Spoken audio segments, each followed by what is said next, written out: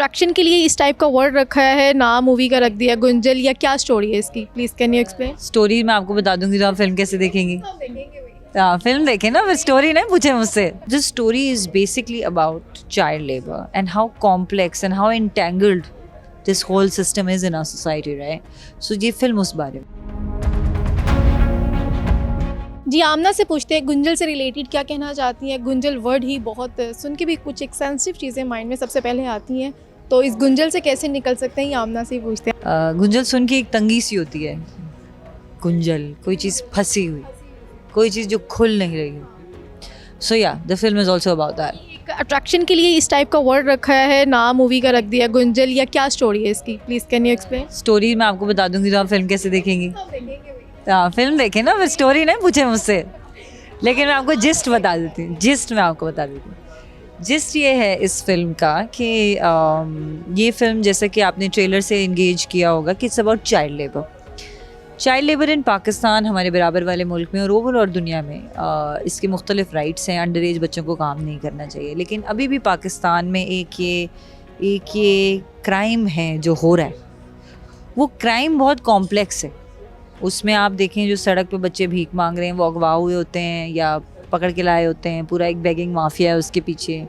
जो बच्चे घरों में काम कर रहे हैं उनके पीछे पूरे सिस्टम हैं कि लोग उनको लेके माँ बाप को कन्विंस करके या गुर्बत की वजह से उनको घरों में लगा देते हैं काम करने के लिए. बच्चों के साथ इतनी नाइंसाफ़ी होती है, वो रुलते हैं, पिटते हैं, कटते हैं. जो उनके पढ़ने, खेलने, कूदने की दिन है वो वेस्ट हो जाते हैं. So this story is basically about child labour and how complex and how entangled this whole system is in our society, right? So ये फिल्म उस बारे में, इसीलिए इसका नाम गुंजल है और स्क्रिप्ट से ही ड्राइव किया गया है. आमना को हम किस करेक्टर में देख रहे हैं गुंजल में? मेरा कैरेक्टर है मेहर का. Meher is a very complex character. Meher is a social worker. She is an activist. She works for human rights and child labour rights. She can't stand injustice. She's a very fair person. She believes in equality.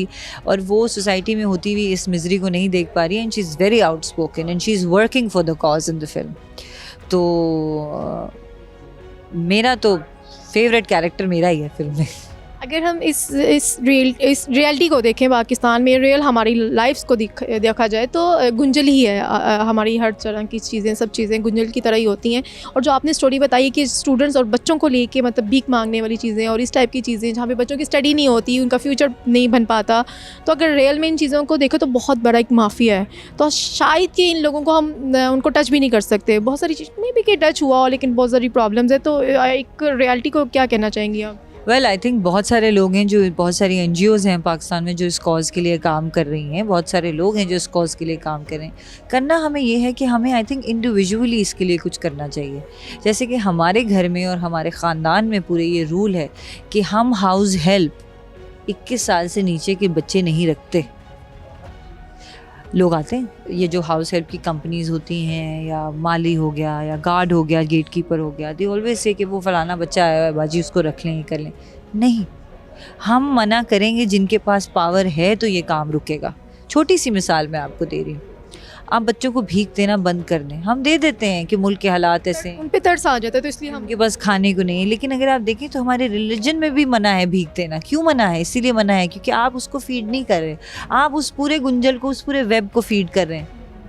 So I think ये एक I think हमारे क्या कहते हैं, हमारे system को भी, हमारे कानून को भी, they need to step up, क्योंकि ये बहुत ही कॉम्प्लेक्स है. और मुझे लगता है कि करप्शन इतनी ज़्यादा है कि जो बच्चे सड़क पे भीख मांग रहे हैं वो अपनी मर्ज़ी से तो नहीं मांग रहे. ऑफ कोर्स उनको कहीं ना कहीं कानून की भी सपोर्ट है.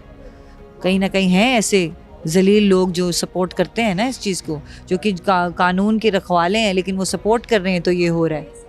और तो कोई वजह नहीं है इसकी. अगर बिंदास इस टाइप की चीज़ें करते हैं तो उनके पीछे कुछ तो रीजंस होती हैं. बिल्कुल. और जब आप ये स्टोरी करती, बहुत इमोशनल, आई थिंक, मतलब दिल को भी कुछ हुआ होगा, आंखों से आंसू भी आए होंगे, क्योंकि रियलिटी है हमारे पाकिस्तान की और दुनिया में ऐसा है.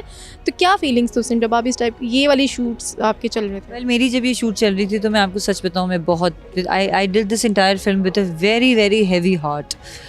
मेरे लिए बहुत मुश्किल हो गया था मेहर का कैरेक्टर करना. मैं 2-3 दिन जब शूट करती थी कॉन्स्टेंटली, तो मैं सच बताऊँ मेरे नर्व्स अकड़ जाते थे, क्योंकि मैं इतना ज़्यादा उसी में रहती थी. जो मैंने ये आपको सारी बातें की है ना, ये सब बातों में रहती थी मैं. वही सब चीज़ें, वही एक ख़्याल, मतलब दिल में वही चीज़ें। तो क्या फिर उसके बाद कभी फीलिंग्स आई आप उस चीज़ के बाद के, या मतलब हम लोग ऐसी चीज़ें देखते हैं ना, फिर दिल में फीलिंग्स आती हैं कि यार अब कुछ करना है सिस्टम को लेके, कुछ इन बच्चों के लिए, तो कुछ ऐसी फीलिंग्स आई? वेल मैंने जो आपको बताया कि अपनी तरफ से जो मैंने अपना रूल बनाया हुआ है कि मैं कोशिश ये करती हूँ कि मैं बच्चों को भीख नहीं दूँ। मैं कोशिश करती हूँ कि मैं बच्चों को, हाँ हमारे कुछ ऐसे हाउस हेल्प है जिनको बच्चों को मैं कहना नहीं चाहती, लेकिन हम पढ़ा भी रहे हैं और कोशिश कर रहे हैं जितनी हमारी हिम्मत और सकत है, जितने हम में ताकत है फाइनेंशियली, जितना हम कर सकते हैं उतना मैं कर रही हूँ। तो उसके अलावा बस मेरी कोशिश ये है कि अगर कोई इस तरह की कोई चीज़ देखती हूँ तो डरती नहीं हूँ बोलने से, कह देती हूँ ये गलत कर रहे हैं आप, ये मत करें, इस बच्चे को मत रखें। और आगे से लोग मोस्टली मुझे यही जवाब देते हैं कि बाजी इनके घर वालों के पास खाने को पैसे नहीं हैं। अब ये भी एक अलमिया है। इस आर्ट में क्या ये सब चीज़ें होती हैं, एक भूख को फ्रंट फेस पे रख के, कि मतलब इमोशनल वर्ड को सामने रख के, तो उस आर्ट में सब चीज़ें की जाती हैं? लगता है इसमें गलती बिल्कुल उन माँ बाप की है।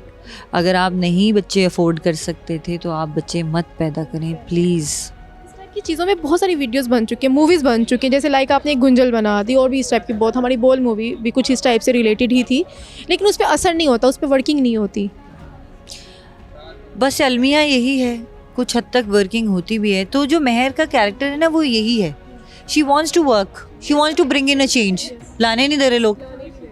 तो ये बड़ी अच्छी डिपिक्शन है हमारी सोसाइटी की, इसीलिए मैं कहूँगी प्लीज़ आके देखें फिल्म, क्योंकि इसमें आपको उसकी स्ट्रगल पता चलेगी कि यार ये कितना खप चुकी है ये लड़की।